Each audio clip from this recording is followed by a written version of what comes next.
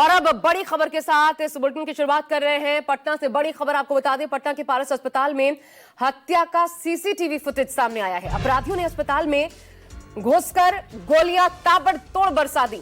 CCTV footage सामने आया है जो बिहार में, ये देखिए, ये सीसीटीवी फुटेज, ये पटना के पारस अस्पताल का फुटेज हम आपको दिखा रहे हैं। तस्वीरें बाकायदा देखिए, कानून का कहां खौफ है। चेहरे ढकने की कोई जहमत नहीं उठाई, कोई डर नहीं है, क्योंकि ऐसा लगता है बदमाशों के बीच, इन अपराधियों के बीच कानून का। और ये बाकायदा अस्पताल के अंदर दाखिल होते हैं। देखिए, 4 एक के बाद एक आपको नजर आ रहे हैं, इनफैक्ट 5 है। और ये कैसे पिस्तौल निकालते हैं वो भी दिख रहा है। उसके बाद एक शख्स जो बताया जा रहा अस्पताल में भर्ती था, ताबड़तोड़ गोलियां बरसाते हैं पिस्तौल के साथ अस्पताल के अंदर। ये जो 5 अपराधी आपको नजर आ रहे हैं सीसीटीवी में, इनके चेहरे कैद हुए हैं। उसके बाद देखिए अपराध को अंजाम देते हैं और दूसरी तस्वीर फिर भाग खड़े होने की। ये कुल मिलाकर के 5 देखिए, और बाकायदा इनके चेहरे बहुत स्पष्ट है। अब सोचिए, जब अपराधियों को इस बात का खौफ ही नहीं, तभी वो इस तरीके से अपने आप को साफ तौर पर चेहरा उजागर करके अस्पताल में पहुंचे होंगे। ना कोई सिक्योरिटी गार्ड, ना वहां कोई रोकने वाला, ना किसी प्रकार की कोई निगरानी। ये पूरा, ये देखिए जरा, उधर आपको जितनी दूर तक तस्वीर नजर आ रही है, कोई किसी भी प्रकार यहां पर कोई गार्ड तैनात होता, किसी प्रकार की कोई सिक्योरिटी होती, कुछ आपको नजर नहीं आ रहा होगा। और शायद ये सब कुछ अपराधी बहुत सलीके से जानते थे, इसलिए बड़ी आसानी से उन्होंने अपराध को अंजाम दिया। देखिए क्या कहा तेजस्वी यादव ने, उनकी पोस्ट है, सरकारी अपराधियों ने अस्पताल में भर्ती मरीज को आईसीयू में घुसकर गोली मार दी। बिहार में कोई भी कहीं भी सुरक्षित नहीं। सड़क पे हैं, ये पताल में कहाँ जा रहे ढूंढने भाई। तो हमने तो पहले भी कहा, इन लोगों ने एनडीए के आने के बाद जो है लॉ एंड ऑर्डर का क्रिमिनल डिसऑर्डर हो चुका है, अपराधी विजय हो चुके हैं और सम्राट हो चुके हैं। यही हकीकत है। इन लोगों से जंगल राज वाले जो चिल्ला करके जंगल राज का ढिढोरा पीटते हैं, प्रधानमंत्री आ रहे हैं, कल फिर जंगल राज की बात करेंगे। जरा ये है असली में जंगल राज। झूठा प्रचार करने वाले पहले अपने गिरबान में झांक करके देखें कि इनके शासनकाल में क्या हो रहा है। कोई सुरक्षित नहीं, बच्चियों के साथ रेप हो रहा है, किडनैपिंग हो रही है, रंगदारी मांगी जा रही है। कोई बचा है यहाँ? इससे पहले कई बार डिप्टी सीएम कह चुके हैं कि अपराधी या तो बिहार छोड़ देने तो पिंडदान कर दिया जाएगा, लेकिन आपने क्या वीडियो देखा है वो अस्पताल तो बिहार के लोग अब छोड़ करके व्यावसायिक लोग भागना चाह रहे हैं, सब पेशा वाले जो है भागना चाह रहे हैं। जो भय का वातावरण है, आज ही आप देख लीजिए कितने हत्याएं हुई हैं, डेली हो रहा है, कोई सुनने वाला नहीं है। अपराधी बेखौफ घूम रहे हैं। आपने देखा 5-5 लोग घुसे हुए अस्पताल के अंदर, आईसीयू के अंदर घुस करके गोली मार रहे हैं। 5 सीसीटीवी का खौफ नहीं है इन लोगों के पास। कौन बढ़ा रहा है मनोबल? तो अभी तक आप लोग पे आरोप लगा रहे हैं कि जंगल राज, आज भी कह रहे हैं कि 2005 से पहले क्या होता था। इनको कुछ है नहीं ना, कहने के लिए क्या है? इन लोगों को थोड़ी भी लज्जा शर्म नहीं ना है, कोई रिस्पॉन्सिबिलिटी निभा रहे हैं यहाँ बिहार में। पुलिस क्या बयान दे रही है, पल्ला झाड़ी रही कि मानसून में होता है। अजीब हाल हो गया है बिहार का।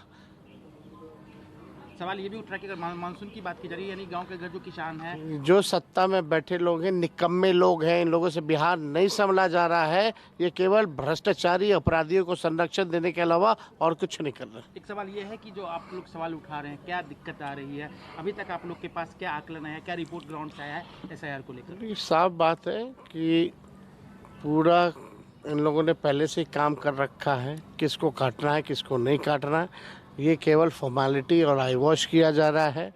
अमित शाह, मोदी जी के इशारे पे इलेक्शन कमीशन, ज्ञानेश गुप्ता जी। तो अपराध एक चरम सीमा होती है, शायद उस स्तर पर जा पहुंचा है ये बिहार में। आप देख रहे हैं, मैं सीधा अमिताभ ओझा का रुख कर रही हूं, लेकिन उससे पहले बड़ी खबर देखिए जो आप नीचे स्क्रीन पर भी देख पा रहे थे। इससे पहले चिराग पासवान कह रहे हैं पुलिस प्रशासन की कार्यशैली जो है वो बिहार में वही समझ से परे है। तो दरअसल विपक्ष क्या सहयोगी भी सवाल उठा रहे हैं, रोज हत्याएं हो रही हैं। चिराग पासवान ने यह भी कहा, अपने आप में अहम हो जाता है। अमिताभ, मैं सीधा आपके पास आ रही हूं, तो जो वास्तविकता है उसको लेकर के आईना तो सहयोगी भी बिहार में सरकार को दिखा रहे हैं, लेकिन विडंबना देखिए, नीतीश कुमार एक के बाद एक फैसले ले रहे हैं, चुनावी फैसले ले रहे हैं, आज ही 125 यूनिट बिजली फ्री में देंगे, ये वो कहते हैं, लेकिन कानून व्यवस्था पर नीतीश कुमार को वक्त नहीं होता कि प्रेस कॉन्फ्रेंस करें, सामने आकर बताएं। आप बैठ के कर रहे हैं तो उन बैठकों का नतीजा क्या निकल रहा है, क्योंकि अपराधी तो बेखौफ है। ये बिल्कुल यही सबसे बड़ा सवाल है कि जो नीतीश कुमार जिनकी यूएसपी थी कानून व्यवस्था, लॉ एंड ऑर्डर, वो आज इस मुद्दे पे खामोश क्यों हैं।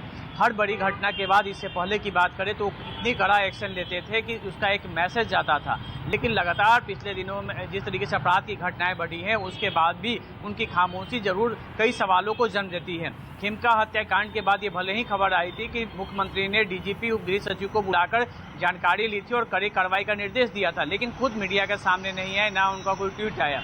तो ऐसे में ये सवाल तो हैं ही, लेकिन देखिए जिस तरीके से पिछले कुछ दिनों से बिहार में अपराध की घटनाएं बढ़ रही हैं, वो निश्चित तौर पर हर इंसान के लिए चौंका देने वाली है। विपक्ष के लिए भले ही एक मुद्दा हो सकता है, लेकिन एक आम आदमी भी अब डर कि पता नहीं उसके साथ कब क्या हो जाएगा।